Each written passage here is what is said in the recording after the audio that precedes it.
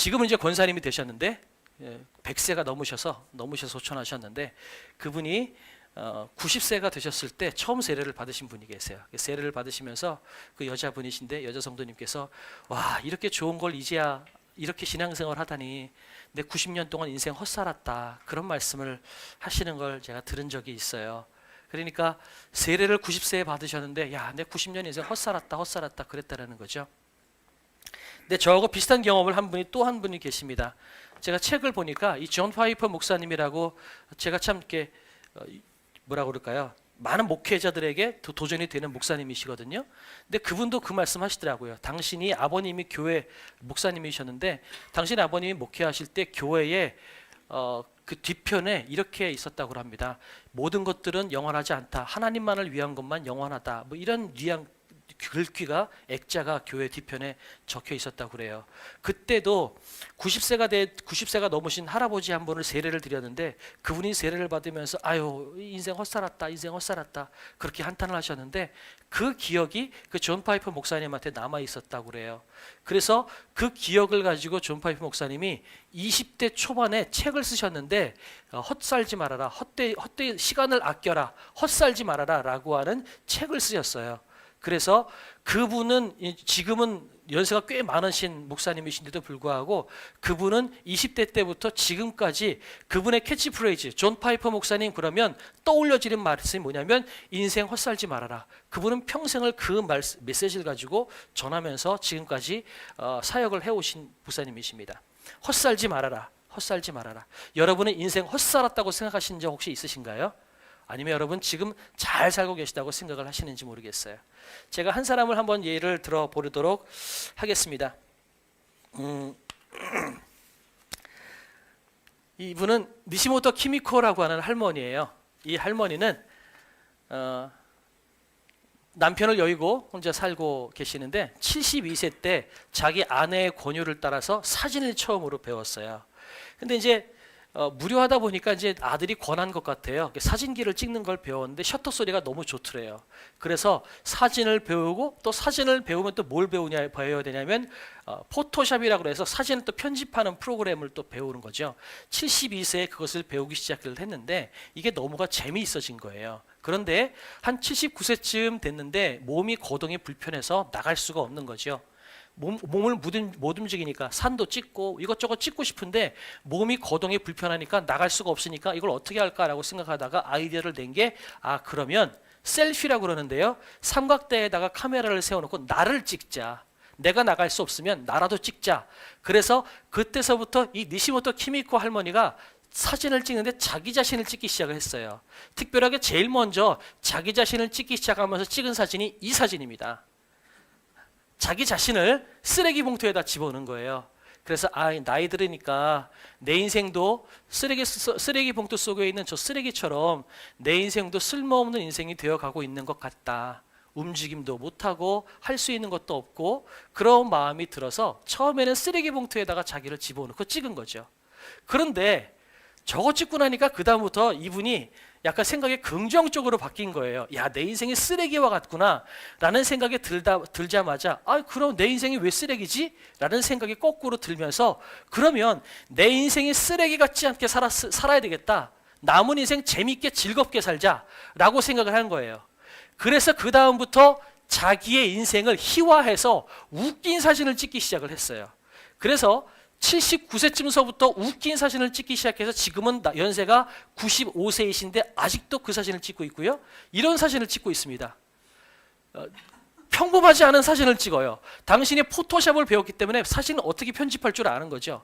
그러니까 모든 사진들이 웃겨요. 이렇게 재밌는 사진을 찍어가지고 이렇게 전시회를 하기 시작을 했습니다. 그래서 사진 찍고 난 다음에 이분이 전시회를 했는데 이 니시모토 키미코 할머니의 전시회 제목이 뭐냐면 나랑 같이 놀아볼래요? 라고 하는 전시회 제목이었는데 지금은 저 할머니가 전시회를 열면 많은 사람들이 저 전시회를 가서 재미있게 즐기고 한다고 굉장히 유명한 분이에요. 95살이신데 아직도 저렇게 즐겁게 재미있게 보내고 계세요. 많은 젊은이들이 저 사진을 보면서 굉장히 열광하고 있습니다. 그거 보면서 아 그래 인생이 나이와 상관이 없구나. 인생이 쓰레기 봉투 속의 쓰레기 같은 인생이 아니라 재밌게 살 수 있구나. 즐겁게 살 수 있구나. 많은 젊은이들이 오히려 열광하는 할머니가 되었다라는 거죠. 자, 인생은 직선이라고 하죠. 우리는 나이가 들어가면 뒤 지나간 시간들이 후회가 될 수밖에 없습니다. 아까 처음에 세례를 받으면서 헛살았어라고 하셨던 그 할머니, 할아버지의 인생처럼 우리는 뒤돌아보면 누구는 후회하기도 하고 누구는 잘 살았다라고 웃으면서 지낼 수 있을 것 같다라는 생각이 듭니다. 여러분 지나간 시간들을 생각해 봤을 때 후회되는 일들이 혹시 있는지 모르겠어요. 저는 지나간 시간들을 생각해 보면서 후회되는 것도 있지만 그래도 감사한 것 두 가지를 굳이 꼽아보라면 저는 두 가지가, 첫째는 뭐냐면 어렸을 때 애들을 데리고 여기저기 여행을 다닌 겁니다. 굉장히 뭐 재정적으로 넉넉하진 않았지만 그 당시 저는 찬양 사역을 했고 또 말씀 사역도 했었기 때문에 외국에서 저를 부르면 개런티를 받아가지고 그 돈을 가지고 저희가 살림에 쓰는 것이 아니라 그걸 받아가지고 애들 항공권을 샀어요. 그래서 항상 제가 외부에 집회를 나가면 애들을 데리고 같이 다녔습니다. 그러다 보니까 저희 아이들은 저희 집안 형편과는 다르게 외국을 굉장히 많이 나갔었어요. 저는 지금 돌이켜보면 아이들을 데리고 여기저기 다니면서 아이들을 사진 찍어준 것이 지금 굉장히 큰 기억이 남습니다. 왜냐하면 나이가 들어서 아이들이 다 뿔뿔이 흩어지고 나니까요 남는 게 사진밖에 없어요. 그래서 지금 제 방에 보면 아이들 태어날 때서부터 지금 어느 정도 나이가 될 때까지의 그 성장 과정이 사진이 전시가 돼 있어서 가끔 오다 가다 제 방에서 가끔 사진을 보면서 야 지금 그렇게 징그러운 아이들이 이럴 때도 있었구나 그런 생각을 하곤 합니다. 또 한 가지 감사한 건 후회되지 않는 것 중에 하나는 뭐냐면 저희 부모님이 예전에 가게를 하셨는데 가게를 하다 보니까 1년에 딱 3일만 쉬세요. 그러니까 1년에 3일만 쉬시면 캠핑을 꼭 텐트를 가지고 캠핑 가시는데 우리 부모님이 이상하게 꼭 저희들을 데려가고 싶어 하셨어요. 꼭 절더러 같이 가자고 그러는데 제가 아무리 힘들어도 가기 싫어도 저희 부모님 캠핑 가시는 거는 따라갔던 기억이 나요. 그런데 그때 너무 힘들었거든요. 그런데 지금 돌이켜보고 나니까 그 1년에 3일 부모님하고 캠핑 갔던 그 기억이 지금 남아 있어요. 그래서 야 내가 우리 부모님께 딴 것들은 못 해드렸다 할지라도 그래도 부모님과 같이 캠핑 간 거 하나만큼은 내가 참 효도한 것 같다. 이 두 가지만큼은 제 인생을 돌아봤을 때 후회가 되지 않고 참 감사하다 그런 생각이 참 많이 듭니다. 여러분 사진 많이 찍으시고요. 부모님하고 시간 보낼 수 있을 때 최대한 많이 보내십시오. 때로는 불편하더라도 보낼 수 있을 때 보내놔야 나중에 후회가 안 되는 것 같아요. 여러분 저와 여러분 모두가 후회 없는 인생을 살았으면 좋겠습니다. 나중에 우리가 무덤 속에 들어가기 직전에 내 숨이 끊어지는 그 순간에 야 그거 해보고 죽을 걸 이렇게 생각하지 않았으면 좋겠고요. 그때 내가 아쉽다고 생각하는 것 오늘 하십시오. 미루지 마시고요. 내일로 미루지 않으셨으면 좋겠어요. 왜냐하면 저와 여러분의 인생은 언제 갈지 모르잖아요. 태어난 날은 사람들이 알 수 있어요. 의사 선생님이 이 사람은 몇 월 며칠 날쯤 태어날 겁니다. 태어난 날은 알 수 있고 지정할 수 있어요. 심지어 태어난 날을 조정할 수 있죠. 아이를 일찍 나오게도 할 수 있고요. 늦게 나오게도 할 수 있습니다. 하지만 죽는 날은 하나님께서 정하시는 거잖아요. 중요한 것은 하나님께서 부르셔서 가는 그 순간에 우리가 야 그거 해보고 죽을 걸 우리 그러지 않았으면 좋겠어요. 할 수 있는 것 해보십시오. 범죄를 저지르는 것이 아닌 이상해야 여러분 후회 없는 인생을 살았으면 좋겠어요. 그런데 이 후회 없는 삶을 살려면 뭘 해야 될까? 저는 첫 번째 내가 누구인지를 아는 것이 중요하다라는 생각이 듭니다. 지난주에 우리가 명품이라고 말씀을 드렸지만 이 명품이라는 것은 존재론적으로 큰 의미의 명품이고요. 더 쉽게 좁혀서 나가면 뭐로서 명품이냐라는 거예요. 지난주에 가방을 말씀드렸지만 그 구찌 프라다 가방은 가방으로서의 명품인 겁니다. 그죠? 옷으로서의 명품도 있고요. 여러 가지 종류로서 명품이 있다고 여러분 아시죠? 그러니까 우리도 하나님께서 명품이라고 그랬으면 그래 명품은 맞아. 그러면 우리가 무엇으로 명품이냐는 거예요. 우리가 그것을 좀 알았으면 좋겠다라는 생각이 듭니다. 이사야 43장 21절에 보면 이런 말씀이 있습니다. 같이 한번 읽어볼까요? 시작. 이 백성은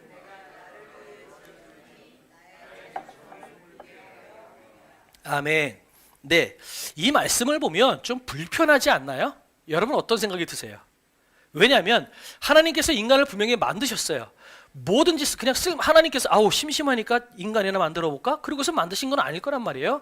마치 지금 저 뒤에 시우가 장난치는 것처럼 아 손이 심심한데 뭐 하나 이렇게 깨작거려 볼까? 이러고선 깨작깨작거리다가 이거 인간처럼 생겼네? 그러고서 만든 게 아닐 거라는 거죠.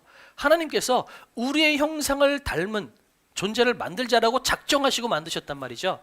만든 것은 틀림없이 의도가 있기 때문에 만드셨다라는 거예요.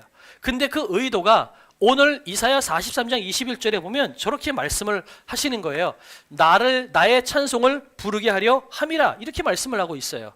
그러면 하나님께서 찬송을 부르게 하기 위해서 우리를 만들었다는 거예요. 근데 저는 이 말씀이 사실은 되게 불편했거든요.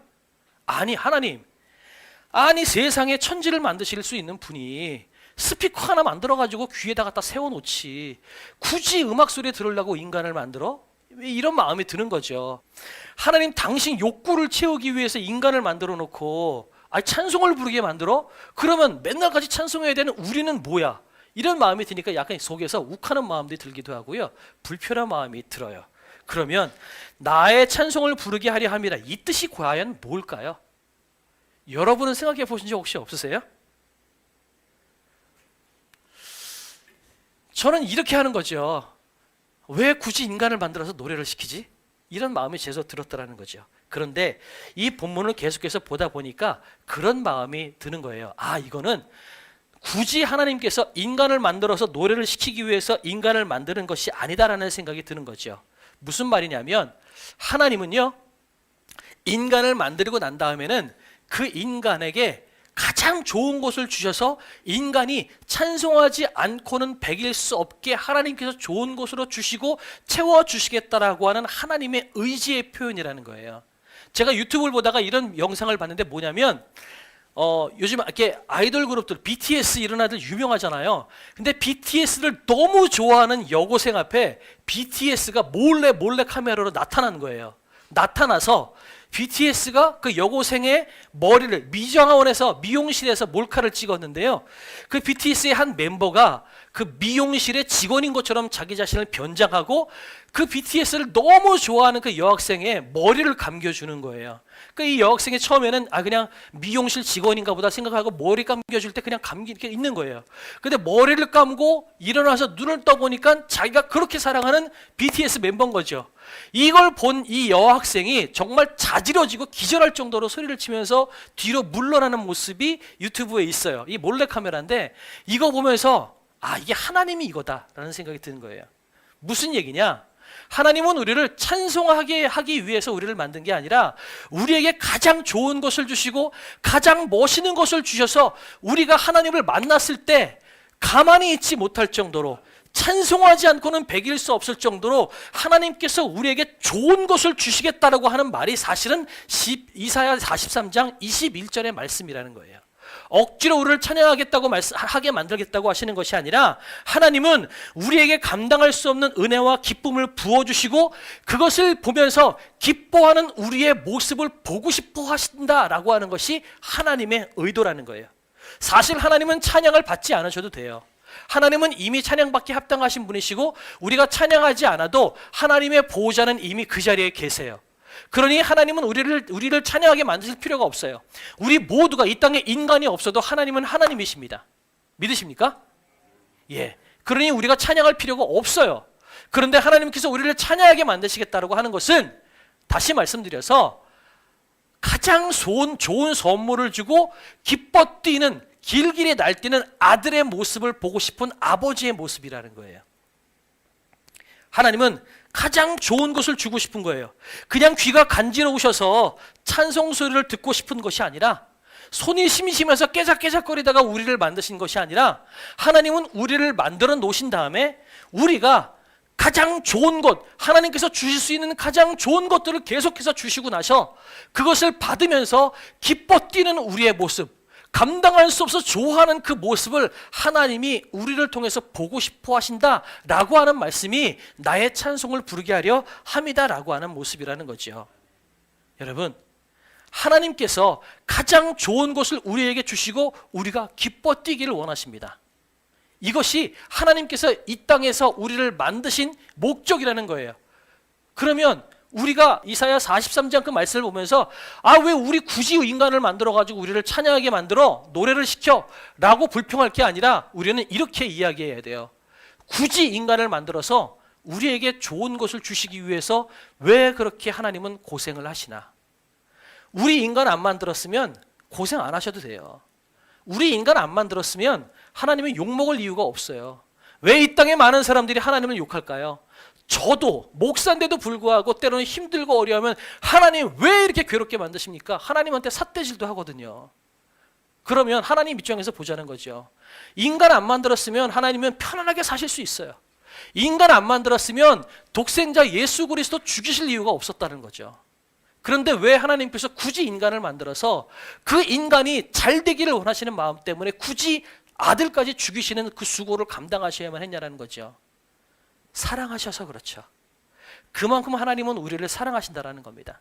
나의 찬송을 부르게 하려 함이라 라고 하는 말은 내가 내 아들을 주어서까지 가장 좋은 곳을 줘서 너희들이 그 좋은 선물을 받고 기뻐 뛰는 모습을 내가 보고 싶다라고 하는 하나님의 우리를 향한 사랑의 표현이라는 사실을 여러분이 믿으셨으면 좋겠습니다. 그런데요, 이 요한일서 3장에 보면 이렇게 말씀을 하고 계세요. 같이 한번 읽어볼까요? 시작.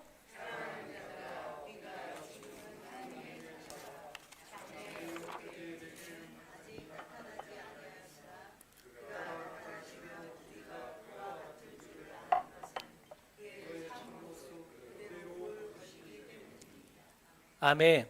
네, 뭐라고 말씀하고 계시냐면 아직 나타나지 아니하였으나 라고 말씀하십니다. 그 말씀은요, 아직 하나님께서 우리에게 주셨지만 더 줄 것이 있고 더 만들 것이 있고 더 완성할 것이 있다고 말씀하고 계시는 거예요. 하나님이 지금 뒤에 선물 보따리를 무궁무진하게 쌓고 계신 거예요. 그런데 우리는 선물 하나 받고서 와 좋다고 쪼르륵 다른 데로 달려나가서 자기가 원하는 삶을 사는 것, 이것이 어리석다라고 말씀하시는 거죠. 그러니 선물 하나 받고 만족하지 말고 계속 하나님 앞에 붙어 있어라. 하나님 등 뒤에는 아직도 너에게 줄 선물 보따리가 무궁무진하게 쌓여있다라고 하는 말씀이 요한일서 3장의 말씀인 거예요. 아직 더 줄 것이 있다. 아직도 남았다라고 말씀하세요. 아직도 완성하지 못했다. 너에게 줄 것이 아직도 너무나 많이 남아있다. 그러면서 뭐라고 말씀하세요? 오늘 에베소서 1장 3절 같이 한번 읽어볼게요. 시작. 찬송하리로다. 하나님 곧 우리 주 예수 그리스도의 아버지께서 그리스도 안에서 하늘에 속한 모든 신령한 복을 우리에게 주시되. 아멘. 하늘에 속한 모든 신령한 복을 우리에게 주시는데 어디에 있을 때요? 그리스도 안에서라고 말씀하고 계세요. 다시 말씀드려서 우리는 그리스도 안에 있어야만 된다라고 이야기하고 있는 겁니다. 우리가 그분 안에 있으라고 이야기하고 있는 거예요. 우리는 예수 그리스도를 머리로 한 교회라고 지난주부터 계속해서 말씀을 드리고 있죠. 우리는 교회 그리스도 안에 붙어 있어야만 된다라는 거예요. 우리가 명품다울 수 있는 방법, 명품이라고 우리가 이야기했지만 명품인 우리가 명품답게 살 수 있는 방법, 지어진 목적에 맞게 쓰여질 수 있는 방법, 인생의 마지막에 후회하지 않고 살아갈 수 있는 방법, 그 유일한 방법은 뭐라고요? 예수 그리스도께 붙어 있으라고 이야기하고 있는 겁니다. 선물 하나 받고 쪼르륵 나 선물 받았다 라고 다른 데로 나가지 말고요, 그분께 붙어 있으라고 이야기하고 있는 겁니다. 계속해서 작년에 우리는 포도나무에 대해서 말씀을 드렸습니다. 가지가 포도나무에 젖붙임당해서 포도나무가 되었어요. 그러면 포도나무가 되자마자 포도 열매가 맺히나요? 아니죠. 포도나무 가지가 된 다음에는 밑에서부터 뿌리에서부터 올라오는 양분을 이 포도나무 가지가 받아야 돼요. 물을 받아야 돼요. 햇빛을 받아야 돼요. 여러분 그 시간이 필요하다는 건 알고 계십니까? 내가 붙었네 그리고 됐다 그러고 쪼르륵 달려나가는 것이 아니라 붙어 있으라고 말씀하시는 거예요. 하나님께서 말씀하세요. 아직 다 안 됐다. 아직도 줄 것이 남았는데 너희들 나를 떠나지 말아라. 아직도 덜 완성됐다라고 말씀하고 계시는 거예요. 붙어 있으라고 말씀하고 계시는 겁니다. 마르지 않는 샘처럼 계속해서 영양분과 수분을 부어주셔서 아름다운 포도 열매가 맺힐 때까지 끝까지 붙어 있으라고 말씀하고 계시는 거죠. 여러분, 하나님께서 주시는 복과 은혜를 누구보다 풍성하게 누리시고 복을 받는 인생이 되시기를 주님의 이름으로 축복합니다. 여러분, 그러려면 끝까지 붙어 있어야 돼요. 모든 성도들이 그 끝까지 주시는 것을 하나도 놓침없이 받아 누리시는 그런 성도님들이 되시기를 예수님의 이름으로 축복합니다. 그래서 이렇게 이야기하죠. 그의 안에서 건물마다 서로 연결하여 주 안에서 성전이 되어가고 너희도 성령 안에서 하나님이 거하실 처소가 되기 위하여 그리스도 예수 안에서 함께 지어져 가느니라. 우리는 함께 지어져 가는 존재입니다. 붙어 있다고 끝나는 것이 아니라 붙어 있으면 속에서부터 올라오는 영양분과 수분이 내 가지 안에 충분히 돌 때까지, 찰 때까지, 그래서 내 가지에서 열매가 맺힐 때까지 우리는 기다리는 작업이 필요하다라는 거죠. 그래서 여러분 끝까지 예수 그리스도께 붙어 있어서 열매를 맺을 수 있는 방법, 명품답게 살 수 있는 두 가지 방법을 여러분 나누고 오늘 마무리하려고 합니다. 첫 번째, 여러분 예배에 성공하면 인생이 성공합니다. 예배에 목숨을 거십시오. 우리 3절에 계속해서 초반에 말씀하셨죠. 찬송하리로다 라고 이야기를 하고 있습니다. 찬송하리로다. 여러분 예수 그리스도를 머리로 한 교회의 첫 번째 해야 될 일은 뭐냐면 찬송하는 것입니다. 다시 말씀드려서 예배하는 것입니다. 그럼 예배가 뭘까요? 아버지가 선물을 가지고 아들에게 왔을 때 그 아들이 선물을 받았을 때 우와 아버지 너무 좋아, 나 너무 좋아, 내가 정말 원하는 걸 받았어, 나 너무 좋아. 여러분 이것이 예배라는 거예요. 우리는 신앙생활하면 제가 가끔 그런 얘기 하죠. 여러분 기도 많이 하십시오. 기도는 하나님과 대화이고 호흡입니다. 기도도 열심히 해야 돼요. 말씀도 많이 보십시오. 하나님을 알려면 말씀을 많이 봐야만 됩니다. 말씀도 많이 봐야 돼요. 그런데 이 예배는요, 그 모든 것들이 모여진 종합 예술이 바로 이 예배입니다. 기도가 들어가 있고 말씀이 들어가 있고요, 찬양이 들어가 있습니다. 그러니 이 예배만큼 중요한 것이 없다라는 거예요. 여러분 좋은 것을 아버지가 가지고 들어왔어요. 그러면 그 좋은 것을 아버지가 갖고 들어온 진짜 마음은 뭐겠어요? 아들이 선물 받아가지고 기뻐 뛰는 것, 이것이 첫 번째 좋은 선물을 가지고 온 목적일 겁니다. 그런데 그 뒤에 더 진짜 목적이 있어요. 그건 뭘까요? 아들하고 잘 지내고 싶은 겁니다. 하나님은 우리하고 잘 지내고 싶어 하세요. 이것이 하나님께서 우리에게 좋은 것을 주시고 우리의 삶을 인도하시는 하나님의 목적입니다. 저는 그래서요 이런 생각을 합니다. 신앙생활은요 가족이 되어가는 것입니다. 따라해 주시겠어요? 신앙생활은 가족이 되어가는 것입니다. 시작. 네. 그런데 이걸 모르니까 여러분 예수 믿으면 복받아, 예수님 믿으면 잘돼, 예수님은 돈 많이 들어와. 여러분 예수 믿는 것과 무당에게 가서 점치는 것을 똑같이 사람들이 생각하는 이유가 뭔지 아십니까? 신앙생활은 가족이 되어가는 거예요. 아버지와 아들이 친해지는 거지 맨날 밖에 나갔다 돌아오는 아버지한테 선물 받고 쪼르륵 달려나가서 내 인생 사는 것이 신앙생활이 아니라는 겁니다. 그런데 많은 사람들이 이 신앙생활을 거꾸로 생각하는 거죠. 예수 믿으면 복 많이 올 것 같아, 예수 믿으면 돈 많이 벌 것 같아. 아니에요. 그거는 부차적인 일이에요. 진짜 예수 믿는 것이 중요한 것은 뭐냐면 하나님과 내가 가족이 되어가는 거예요. 하나님은 내가 친하게 지내길 원하세요.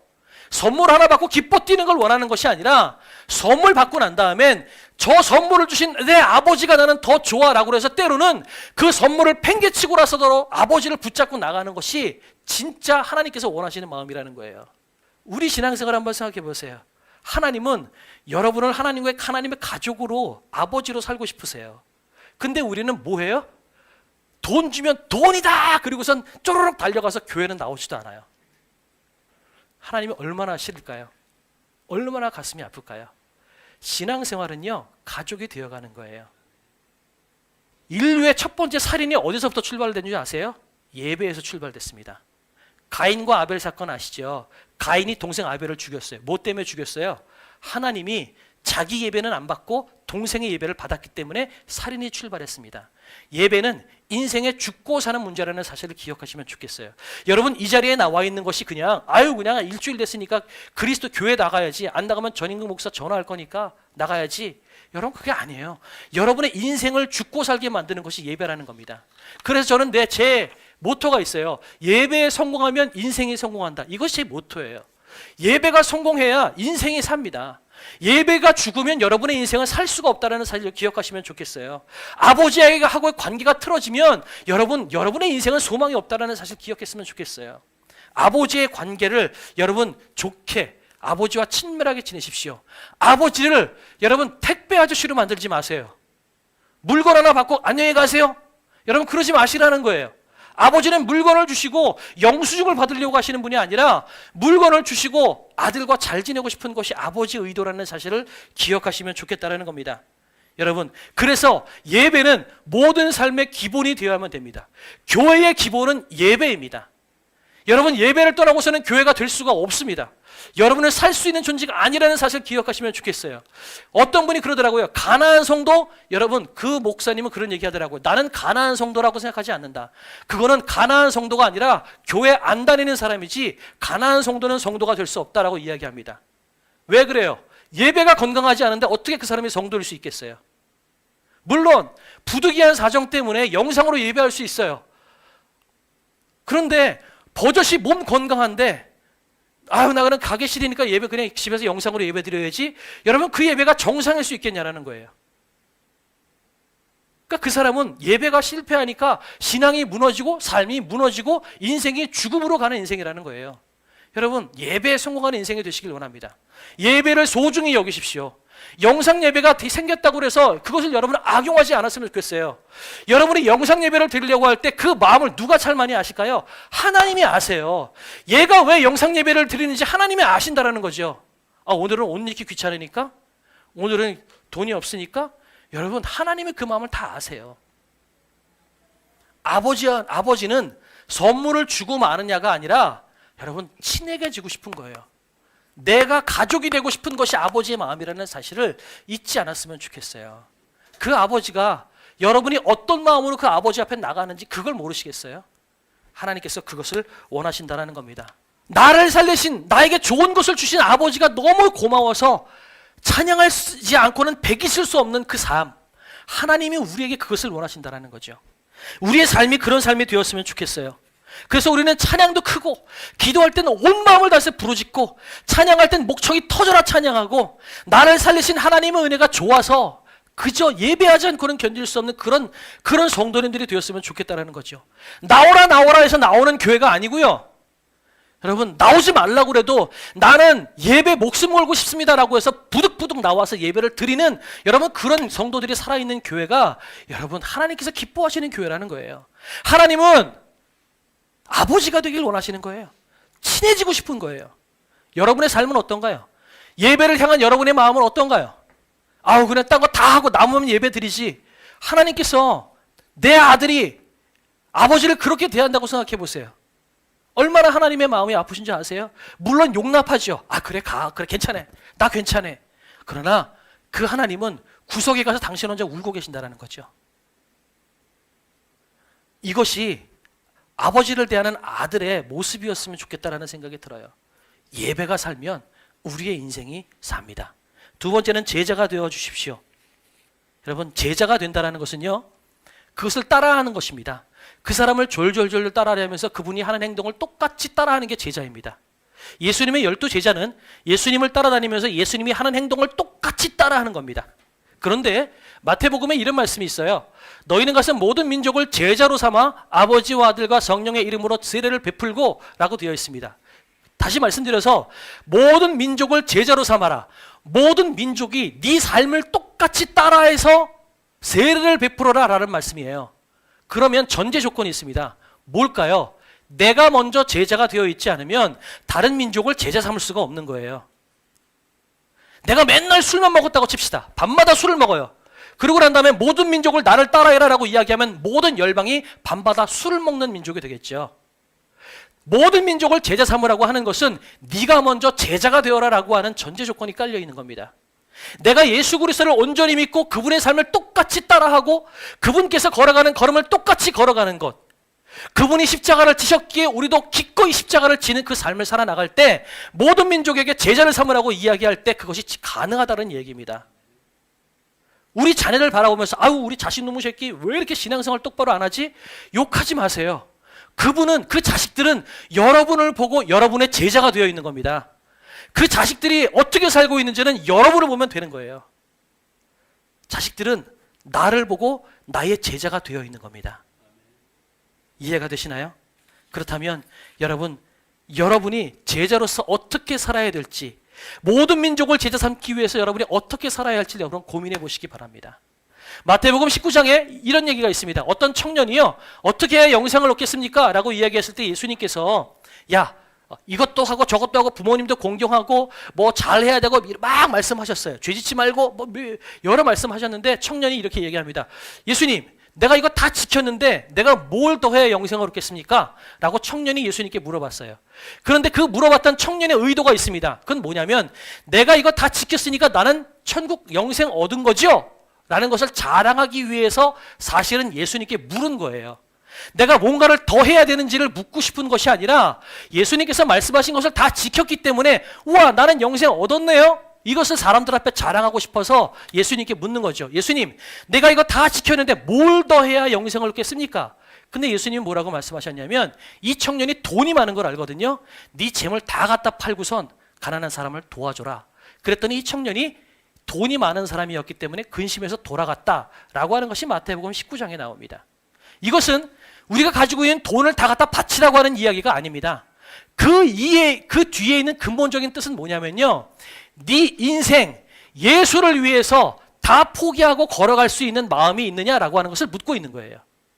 만약에 그 청년이 돈이 많은 사람이 아니라 그 청년이 높은 직급에 있는 사람이었다면 예수님께서 그렇게 말씀하셨을 거예요. 너 그 직급을 내려놓고 직장 때려치고 나를 따라와라. 아마 그렇게 말씀하셨을 것 같아요. 그 청년에게 예수님께서 하시고자 하는 말씀은 너 진짜 내 제자가 될 수 있겠느냐라고 하는 예수님의 물음이셨다라는 거죠. 제자가 된다는 것은 여러분, 그분 앞에 내 모든 것들을 포기하고서라도 내 손해를 감수하고서라도 그분의 삶을 따라가는 것이 제자입니다. 예수님께서는 여러분이 그저 교회 나오라고 말씀하지 않았습니다. 제자가 되라고 말씀하셨어요. 그러면 우리 모두가 제자로서의 삶을 살아야 돼요. 우리의 신앙생활에 타협은 없어요. 대충 사는 것을 예수님께서 원하는 것이 아니에요.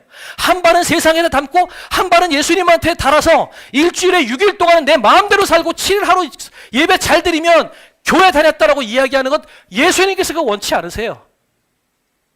예수님은 네 삶을 통째로 나한테 다 줘라. 예수님께서 이렇게 말씀하십니다. 구원받는 거는 하나님의 은혜로 구원받는 겁니다. 우리가 아무것도 하지 않았음에도 불구하고 하나님은 우리를 구원하셨어요. 그런데 문제는 그 다음 구원받은 자답게 살아가는 것은 우리가 피 흘리는 과정이 필요하다는 거예요. 내려놔야 되고요. 포기해야 되고요. 손해봐야 되고요. 눈물 흘려야 되고요. 고개 숙이는 작업이 우리 가운데 필요하다는 거예요. 지금 너무 무거운 얘기를 했기 때문에 웃긴 영상 하나 보고 마무리하도록 하겠습니다. 마무리할게요. 오늘은 결단 찬양도 없고 제가 잠깐 여러분을 위해서 기도하고 축복 기도하려고 하는데 이 영상을 하나 좀 보고 가보도록 해보겠습니다. 아, 양갱이나 먹어야지. 내 양갱 어딨지? 호유사, 내 양갱 가져갔지? 아닙니다, 전하. 에이, 너밖에 없는데 내 주머니 한번 뒤져볼게. 전하, 정녕 뒤지고 싶으십니까? 아니, 확인만 해볼게. 알겠습니다, 전하. 빨리 뒤지십시오. 기분 탓인가? 백정들아, 내가 호위무사 주머니 뒤져도 그냥 되겠지? 재밌죠? 이게 뿌리 없는 나무인가? 그런 코미디 프로 코너 중에 하나였습니다. 웃기죠? 그런데 여러분께 한 가지 도전을 드립니다. 하나님은 우리를 왕으로 만드셨는데, 명품으로 만드셨는데, 우리가 세상엔 놀림거리인 명품으로 살고 있는 것은 아닌가요? 왕이 되었다면, 그래서 왕의 옷을 입혔다면 왕다운 목소리가 필요하고요, 왕다운 걸음이 필요하고요, 왕다운 채통이 필요합니다. 이것이 그리스도인이 되어가는 겁니다. 우리를 구원했다고 하나님께서 너 구원받았으니까 그냥 너 편한 대로 네 인생 남은 인생 막 살다가 천국 와라. 하나님은 그걸 원치 않으세요. 우리에게 왕의 옷을 입혔다면 이제부터 너는 걸음걸이를 배워라. 이제부터 너는 목소리를 깔아라. 이제부터 너는 왕답게 기꺼이 네 인생 가운데 포기해야 될 것들을 포기하라고 우리에게 요청하고 계시는 것입니다. 그리스도인이 되었다면 그 다음부터는 구원받았으니 끝났다고 말씀하시는 것이 아니라 너희는 생명을 얻었으니 생명을 얻은 자답게, 명품이 되었으니 명품답게 기꺼이 네 안에 짜질구리한 것들, 쓸모없는 것들, 쓰레기와 같은 것들 네 인생에서 제거해버려라 라고 하나님께서 우리에게 말씀하십니다. 그 과정이 힘들어요. 그러나 하나님은 그럼에도 불구하고 여러분에게 요청하십니다. 이것은 생명의 문제고 살고 죽는 문제다. 왕이 되었다면, 명품이 되었다면 명품답게 살아내라라고 우리에게 말씀하고 계시는 겁니다. 여러분에게 하나님이 여러분의 아버지이십니까? 아니면 택배 아저씨입니까? 여러분에게 하나님이 아버지입니까? 가족입니까?